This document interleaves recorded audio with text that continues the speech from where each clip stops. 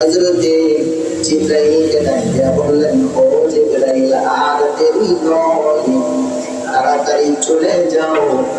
আমার ইসমাইল যেখানে শুয়ে আছে, ইসমাইলের পায়ের জায়গায় তুমি আঘাত করো, অথবা ইসমাইলের পা নাড়াচাড়া করতেছে, কদমটা নাড়াচাড়া করে, ওই নাড়াটা একটু জোরে করে আঘাত যেন লাগে এমন ব্যবস্থা করে দাও। আর ওখান থেকে পানির ব্যবস্থা করে দাও, যে পানিটা আম্মা জানা হাজেরার কাছে যাইয়া এই পানিটা বের হতে লাগলো।